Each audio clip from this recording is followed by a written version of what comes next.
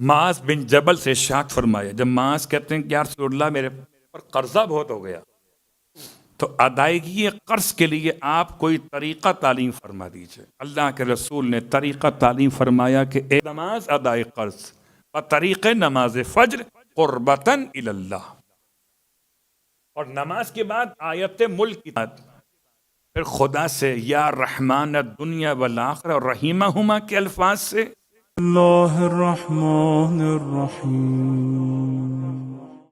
یہ شخص روتے ہوئے بتاتا یا رسول اللہ میرے سینے سے ایسے ہی رزق کا انتظام ہونے لگا جیسے کوئی ماں اپنی اولاد کو سیراب کراتی ہے، ایسے میں اپنی ماں کو اب سیراب کراتا ہوں۔ اللہ اکبر۔ اللہ کے رسول کی آنکھوں سے آنسو جاری، فرمایا ملاحظہ کیجئے کہ جیسے ماں کی دعا اولاد کے حق میں قبول ہوتی ہے، ایسے اولاد کی دعا ماں کے حق میں قبول ہو رہی۔ تو اگر خدا کسی بیٹے کی دعا پر اس کی ماں کی رزق کو بیٹے کے سینے میں اتار سکتا ہے، کہ سرکار ختمیہ مرتبہ صلی اللہ علیہ وآلہ وسلم کا رزق۔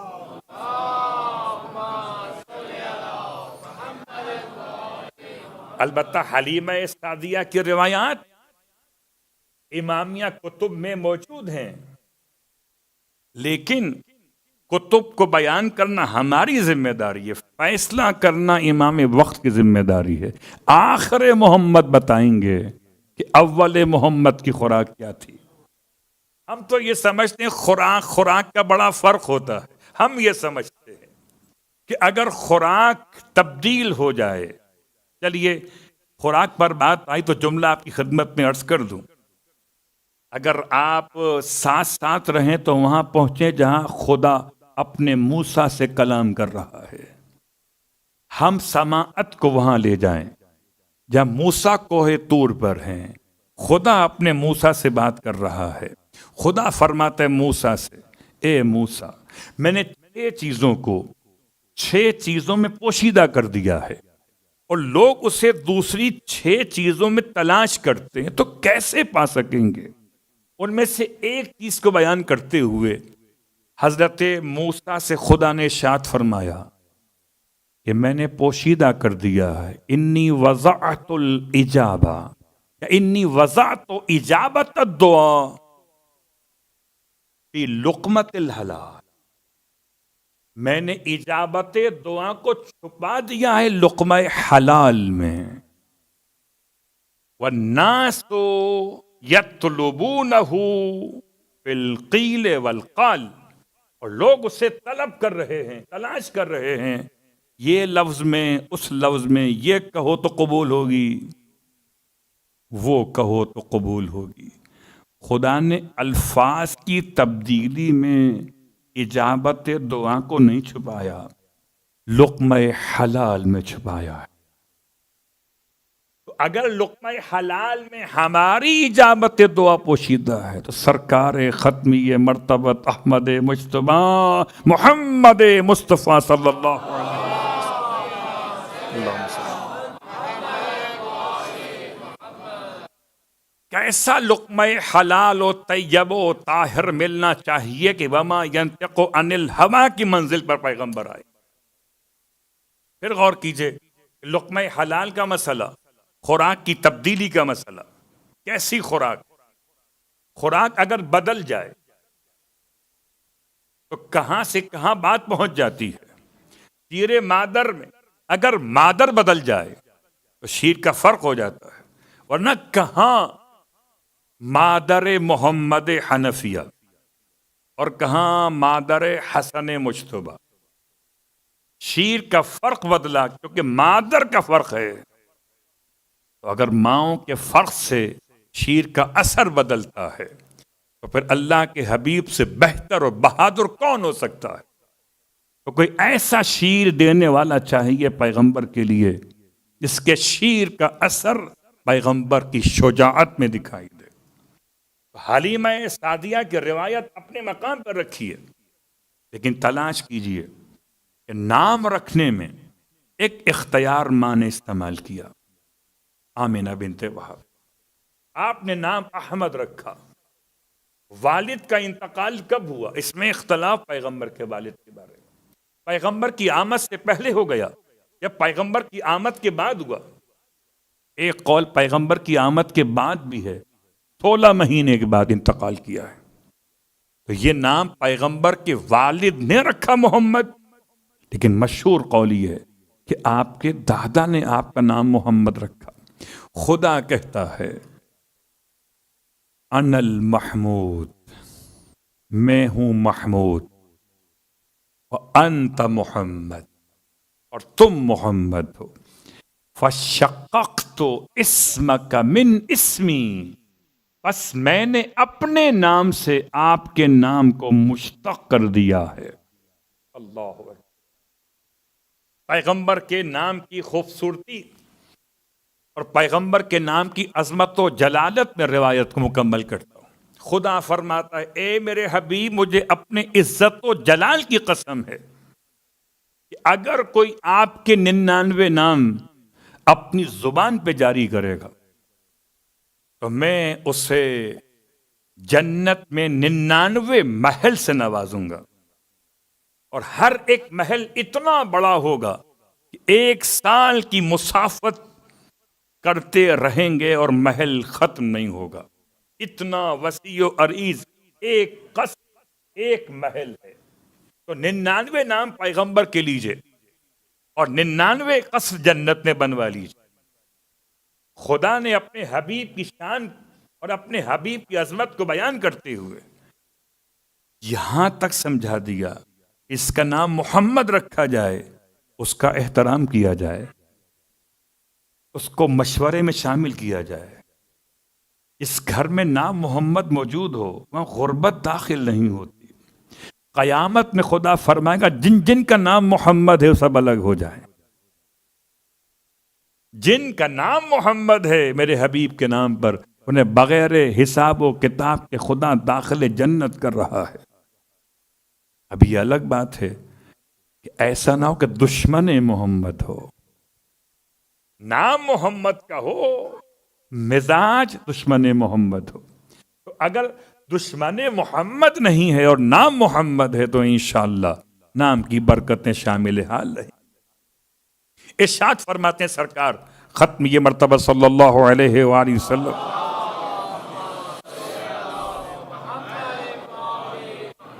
فرماتے ہیں جس کے 4 بیٹے ہوں اور وہ کسی ایک بیٹے کا نام بھی محمد پہ نہ رکھے، اس نے مجھ پر ظلم کیا ہے. اگر کسی کے 4 بیٹے ہیں اور اس نے کسی ایک بیٹے کا نام بھی محمد کے نام پہ نہیں رکھا، اس نے پیغمبر پر ظلم کیا. اسی اعتبار سے سیرت کا بیان بھی آگے بڑھ رہا ہے. اب غور کیجئے، برادران اسلام کے علماء نے پیغمبر کے لیے نام کے مسئلے پر اور نام کے ساتھ ساتھ خوراک اول کے مسئلے پر اختلافات کیے. 3 مہینے تک جناب آمنہ نے آپ کو شیر دیا. اس کے بعد 3 مہینے کے بعد آپ کو، عرب کا زمانہ ایسا تھا کہ لوگ اپنے بچوں کو باہر بھیج دیا کرتے تھے ان علاقوں میں جہاں وہ قبائلی لوگ رہتے تھے. وہاں کی فضا کے اعتبار سے، وہاں کے آب و ہوا کے اعتبار سے، وہاں کی توانائیوں کے حصول کے اعتبار سے اور اختلاف لغات سے بچنے کے لیے یہ 4 باتیں بیان کی علماء نے کہ اس لیے عرب کا مزاج تھا کہ اپنے گھر پیدا ہونے والے بچے کو باہر بھیج دیا کرتے تھے. میں آپ سے پوچھتا ہوں، آپ کے گھر کوئی بچہ اگر پیدا ہو تو کیا آپ آب و ہوا کی تبدیلی کے لیے اسے بھیجیں گے کینیڈا؟ دودھ پیتے ہوئے اپنے شہزادے کو اپنی گود سے اٹھا کے بھیجیں گے کہ یہاں کے جو فضا کی کوالٹی ہے ایئر کی وہ اور ہے، وہاں بھیج دیتے ہیں؟ تو بہرحال تاریخ عرب میں یہ لکھا ہے کہ اس زمانے میں یہ عام بات تھی، اور حضرت حلیمہ سعدیہ خاندان اس بارے میں دودھ پلانے کے لحاظ سے مشہور تھا. اللہ اکبر. میں سوچتا ہوں وہ تاریخ جو حضرت ختیجہ طاہرہ کو بیوہ لکھے، مطلقہ لکھے، وہ اگر محمد کے شیر کے بارے میں کچھ لکھے تو جو چاہے لکھے، بتائیں گے تو آنے والے محمد کے محمد کیا تھے۔ اللہ اکبر۔ یہ شیر مادر کے اعتبار سے، اس کے بعد اب ایک اور جملہ آپ کی خدمت میں، جب پیغمبر کی آمد ہوئی تو آپ کی آمد کے موقع پر دن جمعے کا ہے، شیب ابی طالب ہے، شیب بنی ہاشم بھی سے کہا جاتا ہے، شیب ابی یوسف بھی سے کہا جاتا ہے، اور چونکہ حضرت عقیل نے یہ والا گھر 1,00,000 دینار پر سیل آؤٹ کر دیا تھا حجاج کے بھائی یوسف کو، اور اس کے بعد خیزران نے، ہارون رشید کی ماں نے اس کی تعمیر میں عنوان دیا مسجد کا، اور اب ہے مکتبہ مکۃ المکرمہ پیغمبر کی مولد گاہ۔ سیرت النبی کے عنوان سے پیغمبر کی مولد گاہ کی اہمیت، مکۃ المکرمہ میں جہاں پیغمبر کی مولد گاہ، وہی شیب ابی طالب ہے۔ جو قبرستان معلیٰ ہے وہ شیب ابی طالب نہیں ہے، وہ قبرستان ابی طالب ہے۔ تو قبرستان ابو طالب اور ہے اور شیب ابو طالب اور ہے۔ پیغمبر کی ولادت باسعادت کہاں پہ ہوئی؟ شیب ابی طالب کے اندر۔ اور پیغمبر کی آمد کے موقع پر آسمان سے ندا بلند ہوئی۔ کیا ندا تھی؟ جاء الحق وزہق الباطل، ان دن کو رات میں داخل کرنا، رات کو دن میں داخل کرنا، اور اس کے ساتھ ساتھ تخرج الحی من المیت، پروردگار کون ہے؟ جو میت کو زندہ سے اور زندہ کو میت سے نکالتا۔ اس کی کتنی مثالیں بن سکتی ہیں؟ بہت ساری مثالیں ہیں۔ البتہ اتنی بات کافی کہ پروردگار کسی کافر سے مسلمان کو نکالتا ہے، مسلمان سے کافر کو نکالتا ہے، دانے سے سبزے کو نکالتا ہے، سبزے سے دانے کو نکالتا ہے۔ خدا نطفے سے انسان کو، انسان سے نطفے کو۔ پروردگار عالم نے ساری اپنی نشانیاں ان 2 آیتوں میں سمیٹ دی ہیں، اس لیے اس کو آیت ملک کہتے ہیں۔ اب اس کے پڑھنے کا فائدہ کیا؟ ترزق من تشاء بغیر حساب۔ تو اس کے پڑھنے کا طریقہ سرکار ختم یہ مرتبہ صلی اللہ علیہ وسلم نے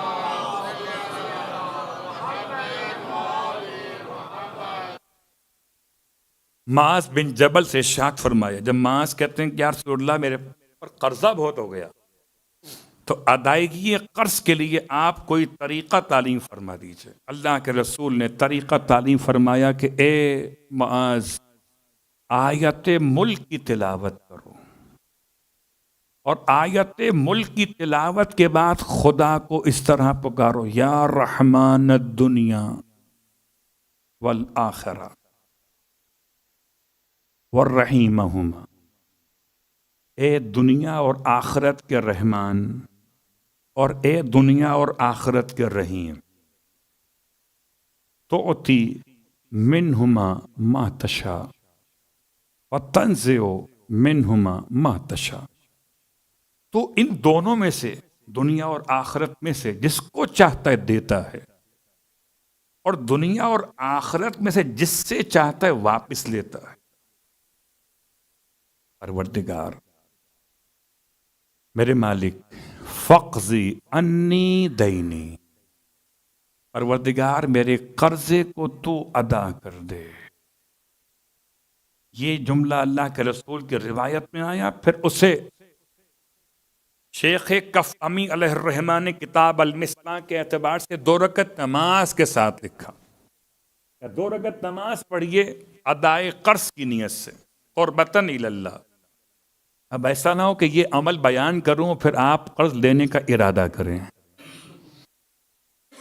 کہ آج تو قبلہ نے بیان کیا ہے، اب خوب قرض دیں گے، پھر نماز پڑھیں گے، پھر چیک کریں گے نماز سے قرض ادا ہوا، صلوات پڑھے محمد، ایسے ہی ہے۔ بھائی اپنے اپنے مزاج کے لحاظ سے بات پہچانی ہے، یہ ان کے لیے مسئلہ ہے کہ جنہوں نے حالت مجبوری میں قرض دیا اور اب حالت مجبوری کے لیے گئے قرض کو ادا کرنے سے قاصر ہیں اور چاہتے ہیں کہ خدا ان کی مدد کرے، تو خدا ان کی مدد کرتا ہے جو اپنی مدد آپ کرنے پہ تیار ہوں۔ یہ نماز ان کے لیے 2 رکعت نماز ادائے قرض بطریق نماز فجر قربتاً الی اللہ، اور نماز کے بعد آیت ملک کی تلاوت، اور آیت ملک کے بعد پھر خدا سے یا رحمان الدنیا والآخرہ اور رحیمہما کے الفاظ سے اپنی حاجت کو پیش کرنا۔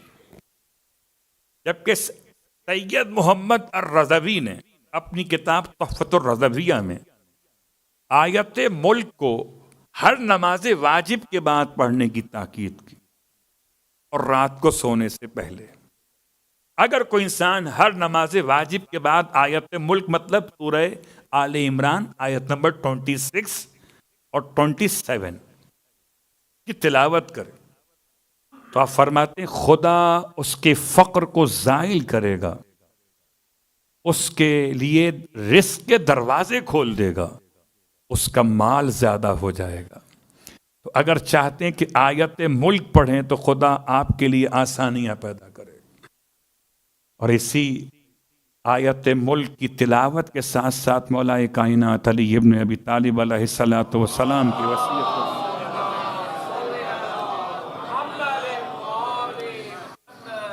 ارشاد فرماتے ہیں مولا، وصیت نہج البلاغہ سے مکتوب نمبر 47 سے کچھ باتیں کل بیان کی تھیں، اس میں بعض کتب میں الفاظ ذرا مختلف ہیں۔ انی اوسی کا یا حسن و انی اوسی کما یا بنی الحسن والحسین، میں آپ دونوں کو وصیت کرتا ہوں بیٹا حسن و حسین۔ کس بات کی وصیت کرتے ہیں؟ تقوی پروردگار کی۔ میں آپ کو وصیت کرتا ہوں اے بیٹا حسن اور اے بیٹا حسین، اللہ تبغی الدنیا وَإِن بغتکما، بیٹا آپ دنیا کی رغبت اپنے لیے پیدا مت کیجیے، وَإِن بغتکما، اگرچہ دنیا آپ کی طرف رغبت کرنا چاہے۔ بہت غور کیجیے گا، ہمارے پاس اچھا بہانہ ہوتا ہے، ہم نہیں جا رہے، ہمیں تو بلایا جا رہا ہے، ہم نہیں سن رہے، ہمیں سنایا جا رہا ہے، ہم نہیں دیکھ رہے، ہمیں دکھایا جا رہا ہے۔ تو کیا اس میں کوئی گناہ ہے؟ اگر کوئی ویسے ہی ہمیں بلا کر دکھا دے تو گناہ ہوگا؟ بالکل وہی مثال جو امام معصوم کی خدمت میں ایک شخص نے آ کر کہا، مولا میں سنتا تو نہیں ہوں لہو و لعب کی آوازوں کو، گانے اور بجانے کی آوازوں کو، مگر میرے پڑوس میں گانے والیاں گانا گاتی ہیں اور میرے گھر کا ٹوائلٹ بالکل اس طرف بنا ہوا ہے، میں ٹوائلٹ جاتا ہوں اور کچھ دیر تک ٹوائلٹ سے فارغ ہو کر وہاں بیٹھا رہتا ہوں، آواز آتی سن لیتا ہوں، اس میں کیا برائی ہے؟ نہ میں نے بلایا گانے والیوں کو، نہ گھر میں رکھا، نہ گھر میں ہی محفل سجائی، میں تو واش روم گیا تھا۔ کتنا سادہ سا مومن ہے، اور چاہتا ہے امام اس کی سادگی کو ایمان کی علامت کہتے ہیں۔ جب چھٹے امام کے پاس ایسی ویسی بات نہیں چلتی تو امام قائم کے پاس کیسے چلے گی؟ آج کا مومن کہ مولا میں تو سیدھا سیدھا جا رہا تھا، یہ خامخواہ میں سے آگے ٹکرا گیا، تو کل حضرت یوسف بھی کہتے میں تو سیدھا سیدھا غلامی کی زندگی بسر کر رہا تھا، مجھے تو خود زلیخا نے اپنے دامن فریب میں گرفتار کرنا۔ یاد رکھیے امام کا جملہ ہے، اے بیٹا حسن و حسین اللہ تبغی الدنیا، دیکھیے آپ دنیا کی رغبت اختیار نہ کیجئے۔ یاد رکھیے نہ یہ مولا حسن کے لیے نہ مولا حسین کے لیے، یہ ہر ایک ماتمی کے لیے، ہر نمازی کے لیے، ہر مولا کے محب کے لیے جو مولا کے ماننے والے شمار کیے جاتے ہیں۔ وَإِن بَغَتْكُمَا، اگرچہ دنیا تمہاری طرف رغبت ہی کیوں نہ دکھائے۔ اللہ اکبر، بہت مشکل تھا حضرت ابوذر کے لیے کسی حکمران کو سرزنش کرنا۔ شام سے نکالے گئے، مدینہ بھیجے گئے، مدینے سے ربضہ کی طرف نکالے گئے۔ کیا غربت تھی، کیسے بھیجا گیا تھا، اونٹ پر بٹھا کر بغیر پالان شتر کے، اور دونوں ٹانگوں کو نیچے اونٹ کے پیٹ سے نیچے لا کے باندھا گیا تھا۔ تو پوری رانوں کا گوشت شام سے مدینے تک کے سفر میں ختم ہو گیا تھا۔ اب تو ہلکے پڑ جاتے نا، اتنا خون بہہ چکا، اتنے زخم شدید ہو گئے، اس کے بعد بھی آپ نے اپنی زبان سے حق بات کو روکا نہیں، بیان کرتے رہے۔ اسی لیے مدینے سے ربضہ کی طرف نکالے گئے۔ اللہ اکبر۔ بس عزیزو، ربضہ کا ریگستان